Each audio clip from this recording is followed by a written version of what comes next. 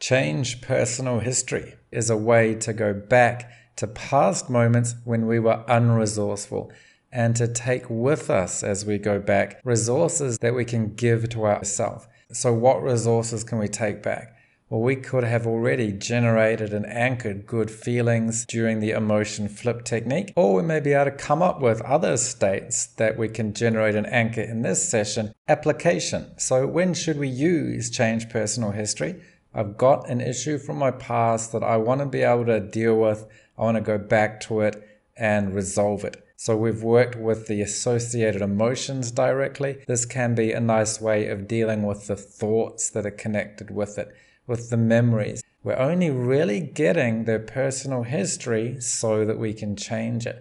We don't want to get every element of the story, who did what to whom and when, and just enough of it to be able to take resourceful states back to that time. We can replay it so that in the replay, they actually live it differently. Now, at a certain level, we know that's not actually what happened, but it's still powerful for the subconscious. Memory is subjective and malleable. We have it within our power to change that, and certainly to change the way we look at it and feel about it. This doesn't mean we're deleting the memory of anything in the past, but we're increasing our possible map and the choices that we have and the way we remember it and the way, more importantly, that we react to it. Are you ready now to go into some of the content and the thoughts related to this causative emotion?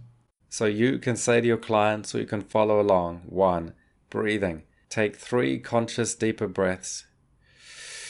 Breathing in deeper and slower. Hold it. Exhale. Release and let go. Breathing in deeper and slower. And with your 3rd breath, breathe in slower. Hold it. And as you exhale slowly, if your eyes are not already closed, let your eyes close as you exhale, release and let go with every breath. Now, as you are sitting there, imagine in your mind you're sitting in a chair where you can watch a large TV screen that can play events from your past. You are here because there are thoughts that had been coming to you and affecting what you do. Now you can go to them and tell them where to go. So now we can go to a past event that we discussed in the first session in our interview, connected to the feelings of anger, sadness, worry, stress, low confidence, self-esteem, whatever it was. So your mind can find one specific moment in your past and play that on your TV screen. At any time, you can turn down the volume and make the TV screen smaller, or tell me what's happening and we can deal with it to go beyond it. So let one moment come up and focus on it. Now, let that one be the right one so you can play the past event from the beginning. Play the events. See what you saw.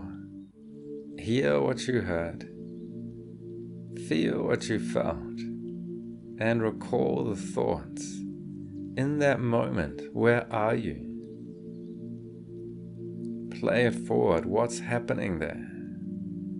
What are you feeling? What are you thinking? Play it forward. Go to the middle. What happens next? Go to the end when it's over.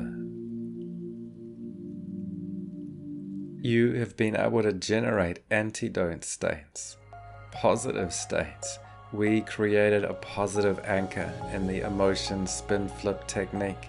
You've seen old events that used to make you feel bad, but you can change the way you feel about them, about the snapshot that represented those feelings from before. Now you can see some of the story, the beginning, the middle, and the end, and we can take those resource states back into this memory and bring your forefinger and thumb together. Feel this feeling on your shoulder. Recall your color, those greens, those blues, that free, powerful, clear feeling. So your personal history can change as you play that scene in a new way.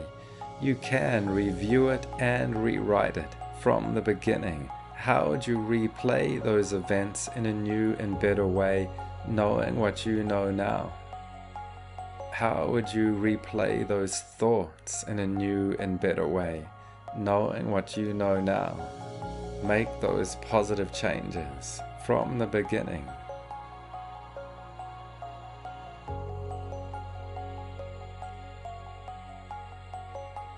Through to the middle, and then to the end, to that moment after, where it's over now. Notice the old story that you'd started with, the old events. They can move into history, so fade that to black and white. Make it fuzzier and out of focus. The volume gets lower. Any old thoughts or limiting beliefs you had get less as you move that old TV screen off into the distance, getting smaller, quieter, and off into the increasingly distant past. If you could select one past event that used to create disempowering thoughts, what could it have been? And when it comes up, notice how it changes. Notice how you feel differently about it, stronger and clearer as you look at it. Notice how your thoughts interpret it better. Even if you try to feel the old feelings, what new, better thoughts come up? As you squeeze your forefinger and thumb and feel those feelings. Even if you try to think the old thoughts, what new, better thoughts come up? Because now you can realize there's a thought and a thought about the thought. Now you have choice. It's okay to still have the old thought, but now you can choose another thought about that thought that can say, that's silly, funny, an old, outdated thought that can move off into the distance. And new thoughts can come in and say, that's okay. I can learn from this. I can accept that. I don't need to resist that. Everything arises and dissolves. Nothing is inherently good or bad. I can change the way I look at things, and then the things I look at change. I have this choice, and I make this choice. You can change your perspective on the things you look at, which means you can effectively rewrite your personal history, which was only ever one possible subjective narrative perspective on the events. Now you can rewrite history and include multiple perspectives, many of which can be empowering. So you felt clearer and stronger. Now you can think about it clearer and stronger. So in a moment you can open your eyes and come back feeling good, refreshed and aware, ready to open the eyes with 1, 2, 3, 4, 5. Eyes open, refreshed and alert, feeling good. So if you did have your eyes closed throughout that process, I hope you enjoyed it and were able to relate some of your personal story to it. So if you had your eyes closed during this process, you could watch this video again and look at the pictures that illustrate an example of the kind of story that your client will bring up and the kind of submodality changes that may happen as we guide them through this process.